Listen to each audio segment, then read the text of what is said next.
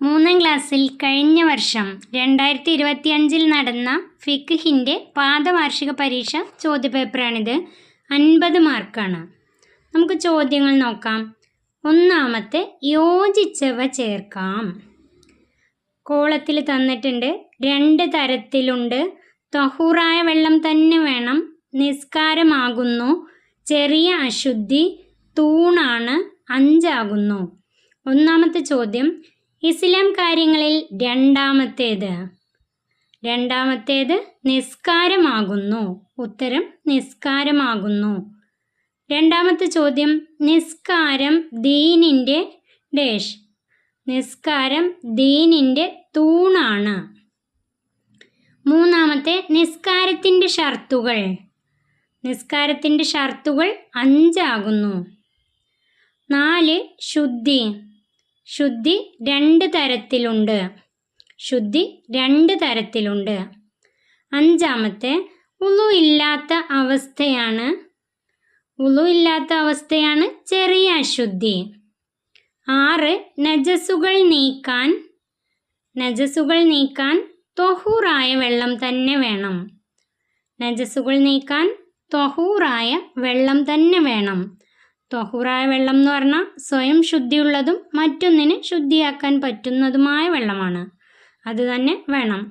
അടുത്തത്, വേർതിരിക്കാം. മുഖം കഴുകൽ, തലയിൽ നിന്ന് അല്പം തടവൽ. വെള്ളം തഹൂറായിരിക്കുക.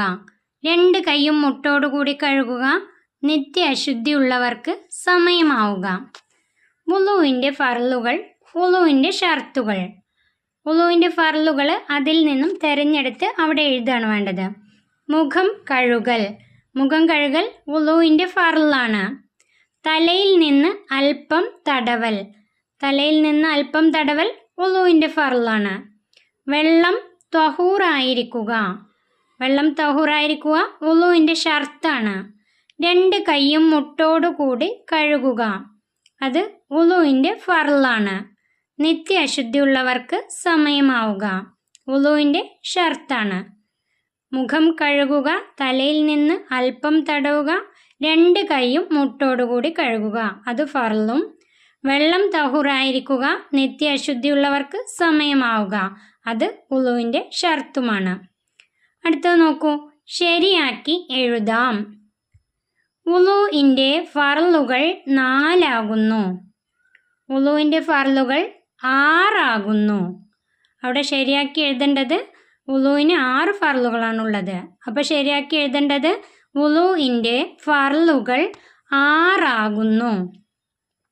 രണ്ടാമത്തെ, അൽഹംദുലില്ലാഹില്ലദീ ജഅലൽ മാഅ ത്വാഹിറ. അൽഹംദുലില്ലാഹില്ലദീ ജഅലൽ മാഅ ത്വാഹിറ എന്നാണോ പഠിച്ചിട്ടുള്ളത്? അല്ല, ത്വഹൂറ. അവിടെ ശരിയാക്കി എഴുതേണ്ടത് അൽഹംദുലില്ലാഹില്ലദീ ജഅലൽ മാഅ ത്വഹൂറ. ആ വാക്കാണ് ശരിയാക്കി എഴുതേണ്ടത്. അടുത്തത് മൂന്നാമത്തെ, ഔറത്ത് മറക്കുക വുളുവിൻ്റെ ഷർത്താണ്. ഔറത്ത് മറക്കുക വുളുവിൻ്റെ ഷർത്തിൽ അങ്ങനെ ഉണ്ടോ? ഔറത്ത് മറക്കലേ ഇല്ല. ഔറത്ത് മറക്കുക നിസ്കാരത്തിൻ്റെ ഷർത്താണ്. അടുത്ത ചോദ്യം, ശാരീരിക ആരാധനകളിൽ ഏറ്റവും ശ്രേഷ്ഠമായതാണ് കുളി.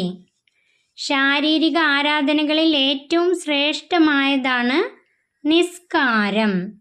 അവിടെ ശരിയാക്കി എഴുതേണ്ടത് ശാരീരിക ആരാധനകളിൽ ഏറ്റവും ശ്രേഷ്ഠമായതാണ് നിസ്കാരം.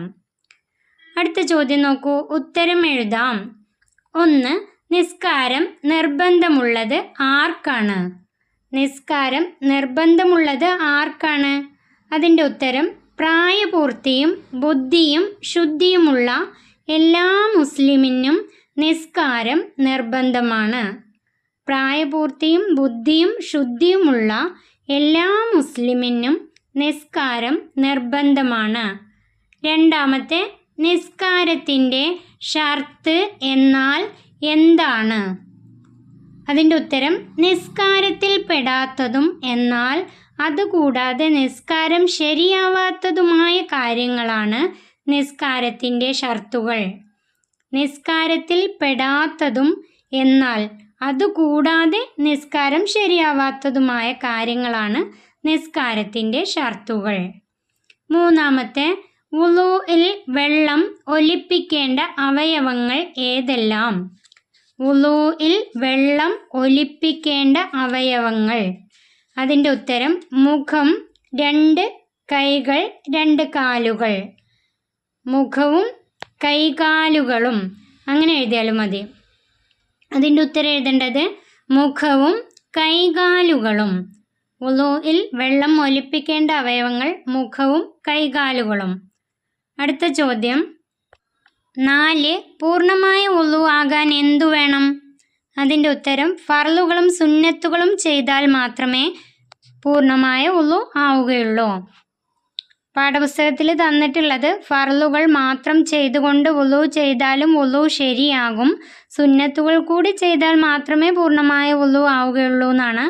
അത് ഇങ്ങനെ എഴുതിയാൽ മതി, ഫർളുകളും സുന്നത്തുകളും ചെയ്താൽ മാത്രമേ പൂർണ്ണമായ വുളു ആവുകയുള്ളൂ. അടുത്ത ചോദ്യം, നജസുകൾക്ക് നേരെ ശരി അടയാളപ്പെടുത്താം. താഴെ തന്നിട്ടുള്ളതിൽ നജസുകൾക്ക് നേരെ ശരി അടയാളപ്പെടുത്താം, അല്ലാത്തവയ്ക്ക് ശരി വേണ്ട. അടുത്തത് രക്തം, ചത്ത മത്സ്യം, ചലം, മൂത്രം, കണ്ണുനീർ. രക്തം നജസാണ്, ചത്ത മത്സ്യം നജസല്ല. ചലം നജസാണ്, മൂത്രം നജസാണ്, കണ്ണുനീര് നജസല്ല. അപ്പോൾ ഇവിടെ അടയാളപ്പെടുത്തേണ്ടത് രക്തം, ചലം, മൂത്രം, ഇത് 3 എണ്ണമാണ് നജസ്. അടുത്തത് നോക്കൂ, പൂരിപ്പിക്കാം. ഒന്നാമത്തെ, സുബ്ഹാന ഡാഷ് വബിഹംദിക അഷ്ഹദു ഡാഷ് ഇല്ലാ അൻത ഡാഷ് വഅതൂബു ഇലൈക്. അവിടെ പൂരിപ്പിക്കാണ് വേണ്ടത്.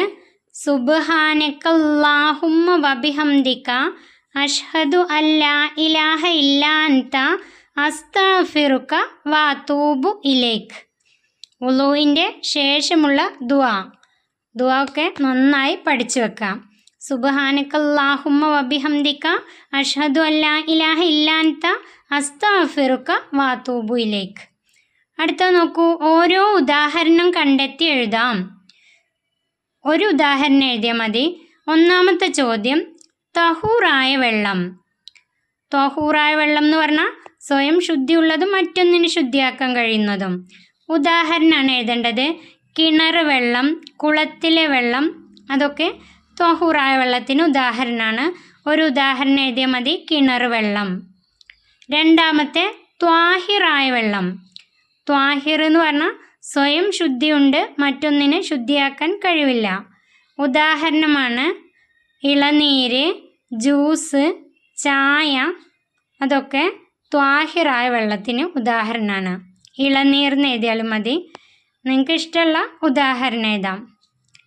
പാഠങ്ങൾ നന്നായി പഠിച്ചിട്ട് പരീക്ഷയ്ക്ക് പോവാം. ഈ ചോദ്യപേപ്പർ ഇവിടെ അവസാനിക്കുന്നു.